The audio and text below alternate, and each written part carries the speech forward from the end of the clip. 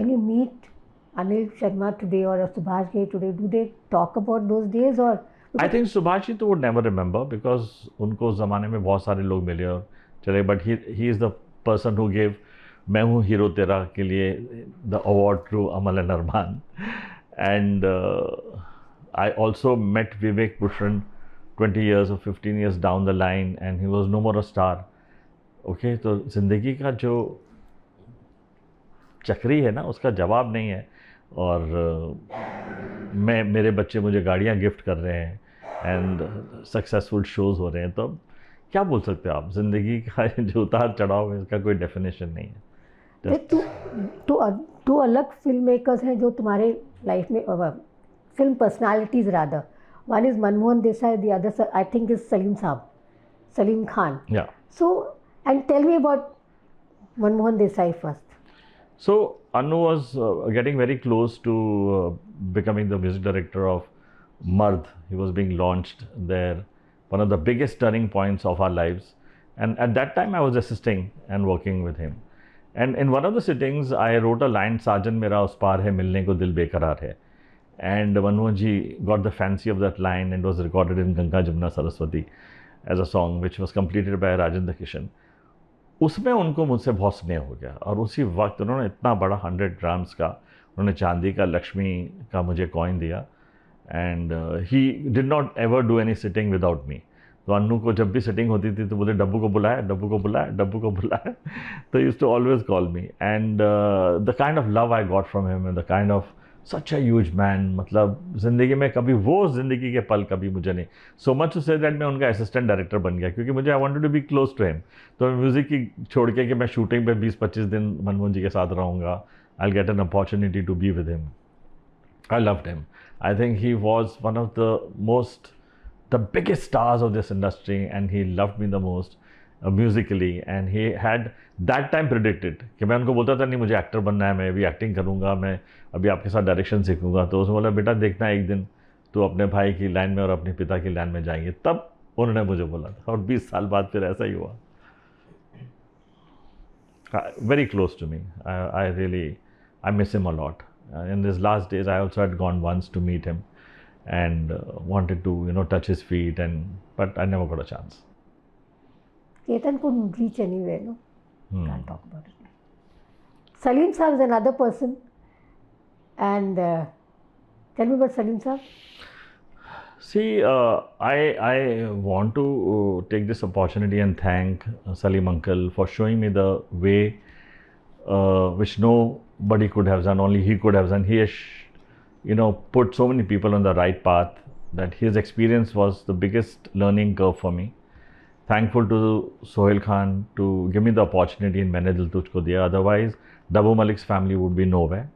And without his acceptance कि नहीं मैं एक रैंक न्यू कमर के साथ डब्बू मलिक के साथ संगीत करूँगा and he will do all the songs, it was one of the greatest I think thing any person can do. I'll be indebted all my life for the opportunity that he gave me, and because of that one opportunity I think we resurrected the Dabu Malik family, Amal, Arman, me, and for the next 7-8 years we survived because of the support of the Khan family. And till date I take this opportunity to thank Salman Khan, Salim uncle and Sohail for being the strongest backbone for us, and I don't think we can thank them enough ever. And Salim uncle is the person who showed me the way. When he heard my songs, he said, you have a musician in you and you will succeed. So full credit to him for showing me and giving me the guts to become a composer. Asha ji, then I come to your family. Asha Bhosle, another one chapter that you mentioned.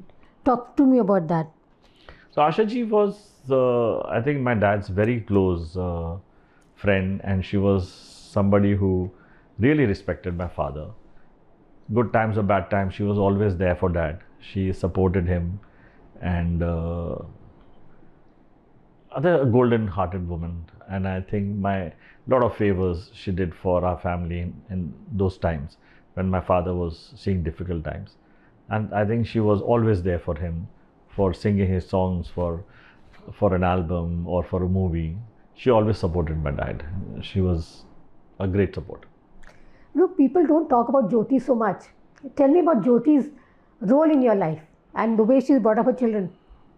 एक आपने कुछ सवाल किया था कि creative नहीं, somebody else was telling me कि creative इंसान तो हमेशा आइसोलेटेड होता है, क्रिएटिव इंसान स्लो भी होता है बिकॉज वो क्रिएटिव प्रोसेस में होता है. He can not become a Hustler और काइंड ऑफ अचीवर और a businessman trying to get doing sales talk.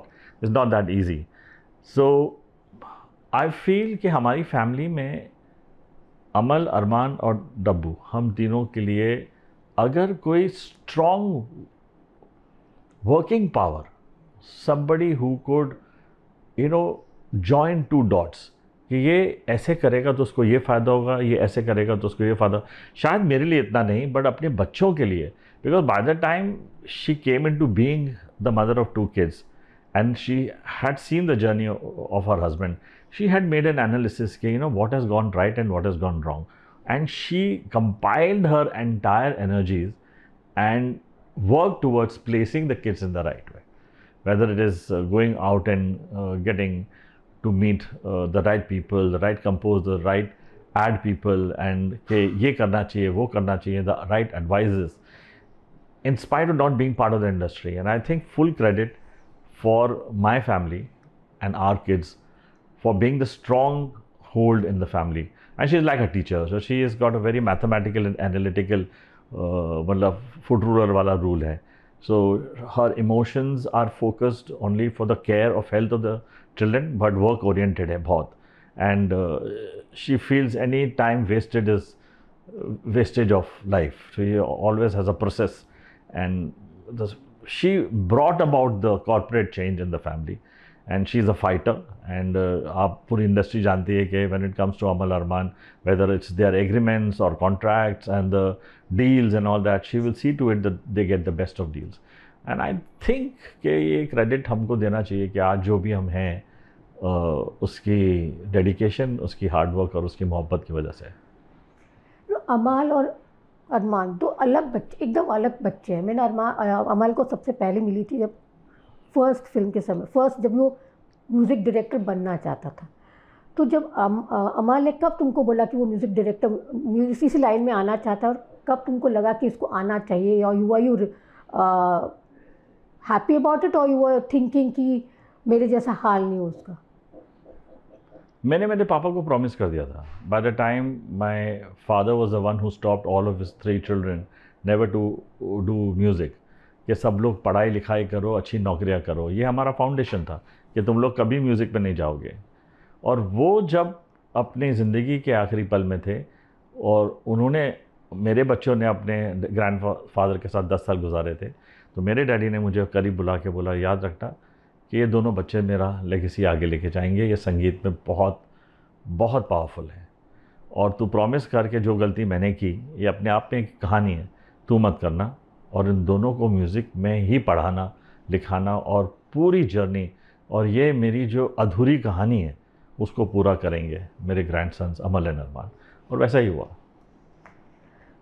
तुम कैसे देखते, because Amal it was a meteoric rise, when his career started, and suddenly this whole things went, turmoil came into his life, and he's a hypersensitive child. How did you deal with his trauma, his breakdowns? और तुम और ज्योति कैसे, because तुम तो काफ़ी practical हमको लगते हैं, इमोशनल के साथ प्रैक्टिकल भी हो, ज्योति और भी ज़्यादा प्रैक्टिकल है. पर जब देखा ज्योति ने कि अमाल ने जो बोला अभी, कहा अभी, how did you all deal with it first?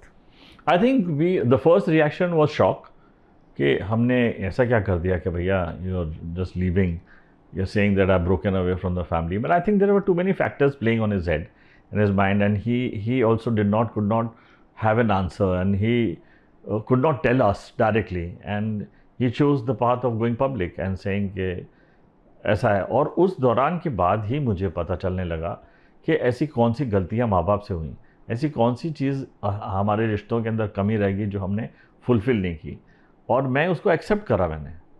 मुझे एहसास हुआ कि हमने क्या किया कि हम उसको ऐसे ट्रीट करने लगे कि वो फादर फिगर है और वही सब हैंडल करेगा.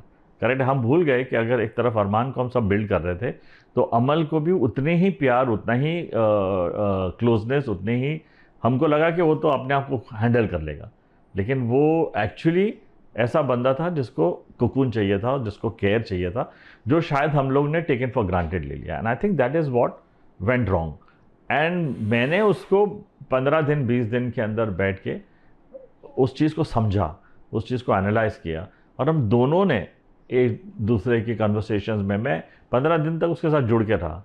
जो सबसे ज़्यादा टर्निंग पॉइंट ये आई उसकी लाइफ में, जब उसको मैंने ये बोला कि मैं भी फादर बनने के इस रिश्ते को सीख रहा था। I was also not matured enough to understand कि कि I know the story how to bring up children, या मैंने कोई थीसिस नहीं की थी।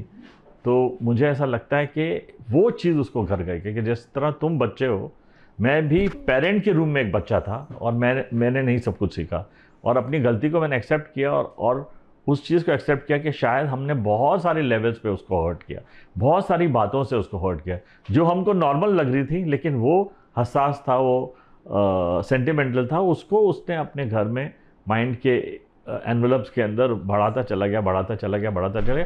और जब पेरेंट्स एक्सेप्ट करते हैं कि ऐसी गलती हो सकती है, तभी एक चेंजिंग पॉइंट आता है।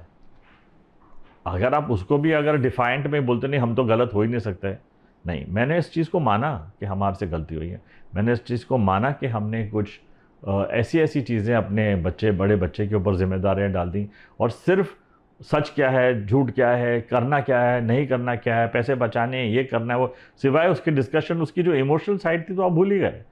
वो भी तो नर्चर होना पड़ता है ना। तो आई थिंक कहीं हमको भी इस चीज़ का एहसास हुआ, और जब उसको ये एहसास हुआ कि मेरे मॉम एंड डैड ने एक्सेप्ट किया है, एंड दे आर फीलिंग कि they have made the mistake and they have this learning curve, हम और भी ज़्यादा बॉन्ड हुए, और भी ज़्यादा चीज़ें निकल के आई, and I think we came closer after all this thing. But industry हमारी अभी बीच में उसने एक इंटरव्यू में काफ़ी सारे लोगों के नाम ले लिए, बोल दिया, पर हमारी इंडस्ट्री तुम जानते हो इतने सालों से, you know how industry function, industry ruthless है, इंडस्ट्री ज़्यादा ही टची है।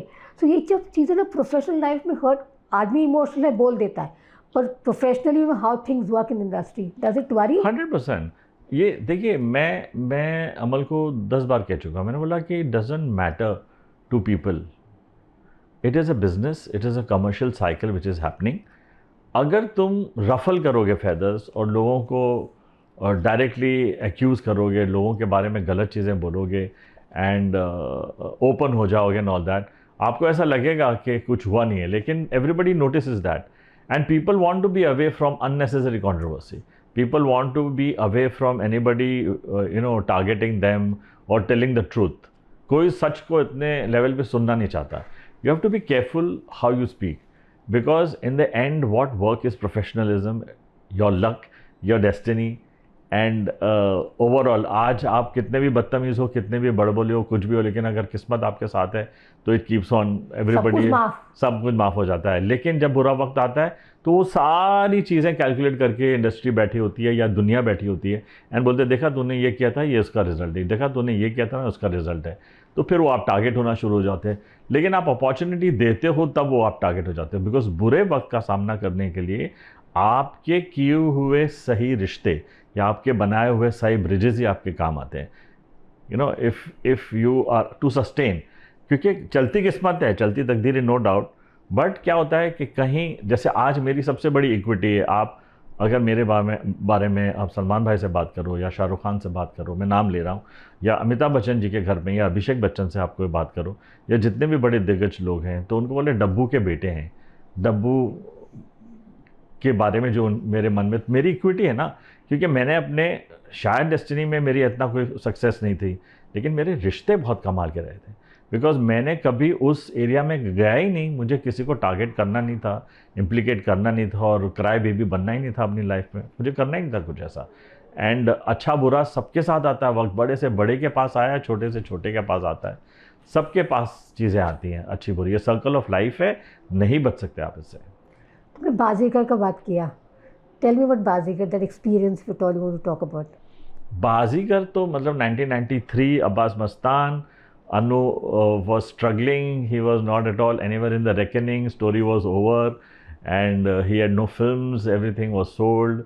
The second wave of the tragedy had struck his life, and he was considered to be unlucky.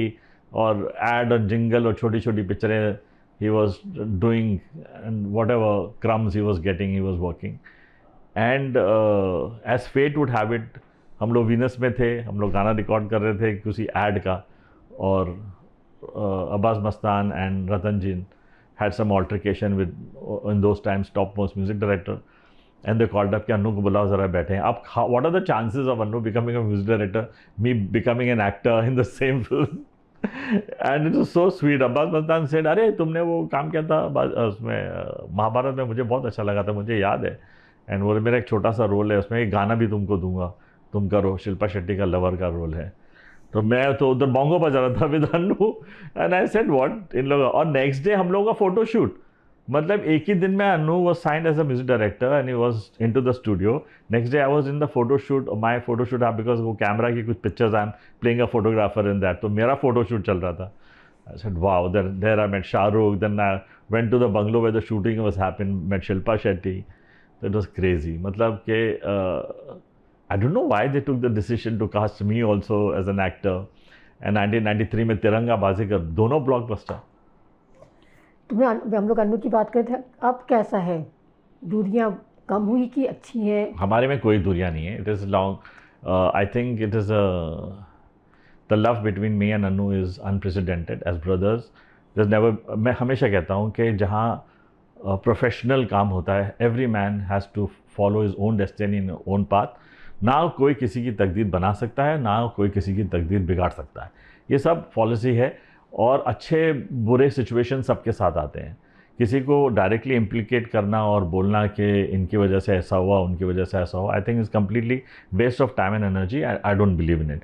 Personal रिश्ते अलग होते हैं, प्रोफेशनल रिश्ते अलग होते हैं, और प्रोफेशनल में हर आदमी कॉम्पिटिटिव है, हर आदमी अपना काम प्रूव करना चाहता है. अगर भाई हो या फर्स्ट कज़न हो या सेकंड कज़न हो, कोई आके आपको उंगली लेके बना नहीं देता है. ना ऋषि कपूर ने राजीव कपूर को बनाया, ना रणधीर कपूर ने किसी और को बनाया, या कोई फादर अपने बेटे को बना सकता है. ऐसा कुछ होता नहीं है. प्रूफ है, हमारे सामने है. करोड़ों रुपए भी लगा दो तो भी आप किसी की तकदीर लिख नहीं सकते. तो at the same time you can not destroy also. But competitive industry है, कॉम्पिटिटिव चीज़ों के अंदर लोग टारगेट हो जाते हैं, and accidentally you are part of the wrath. That is a journey. But I would never in my life directly implicate my brother for anything, and I think he's a fantastic creator. He has set a legacy of the family and he's done some tremendous work. I respect him for that, and I love him as a brother as much he loves me.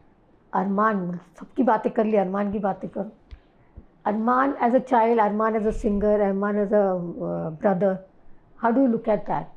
I think Arman has actually fulfilled our singing dream, not only nationally but internationally also. He's the person who's performed with Ed Sheeran. He's performed 2-3 concerts with him, and he's the chosen one. He does English songs, he does Hindi songs. और वो एक बहुत simple मासूम बच्चा है, और उसको सिवाय अपने कला के प्रेम के, सिवाय अपने काम के, वो कभी किसी उसको समझ ही नहीं आता है. ना उसको लोगों की थिंकिंग समझ आती है. उसको सिर्फ एक ही चीज़ समझ आती है कि ये पर्चा है, ये मुझे गाना गाना है, मैं रियाज करना है, वीडियो बनाने हैं, मार्केटिंग करना है. उसको how industry operates, how psychology of people operates, उसको कोई इंटरेस्ट ही नहीं है. He is not at all bothered about. अमाल को भी संभाल लेता है.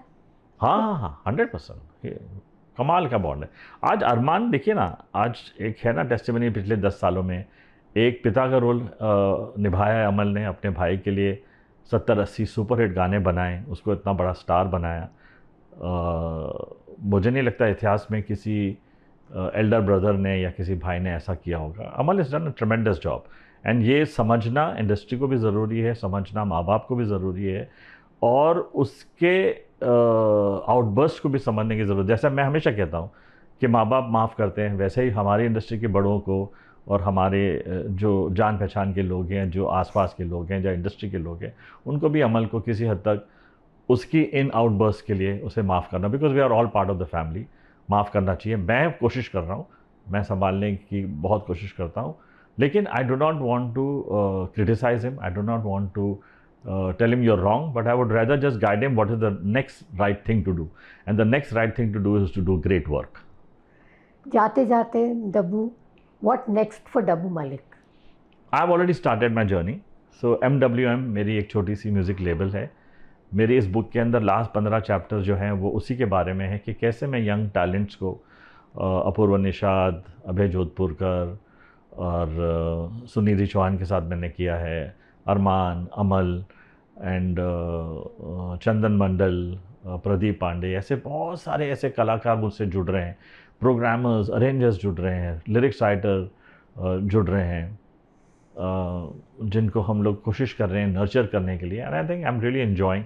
So on stage when I go I bring the retro music of Rajesh Khanna, Kishore Kumar and Pancham Da. I'm a great fan of these three stalwarts. That's how I perform. At the same time, I bring my originals, and at the same time, I'm nurturing all kinds of talents from different walks of life to come join this legacy and fulfill your dreams. You mentioned independent music कहाँ जा रहा है? Is there enough in today's time? How do you look? 100%. We are now free from any kind of traps. Now you don't have to be a Bollywood singer. You don't have to be a film composer to make it big. Today the opportunities are galore. You can do what you want. And आज देखो ना, first top 50 के अंदर तो 20 independent गाने हैं. Film गाने तो उसके बाद आते हैं. It's tremendous. वो ज़माना चला गया. अभी independent music is at par with Bollywood in this center. Bollywood is of course the mainstay because marketing publicity बढ़ी है.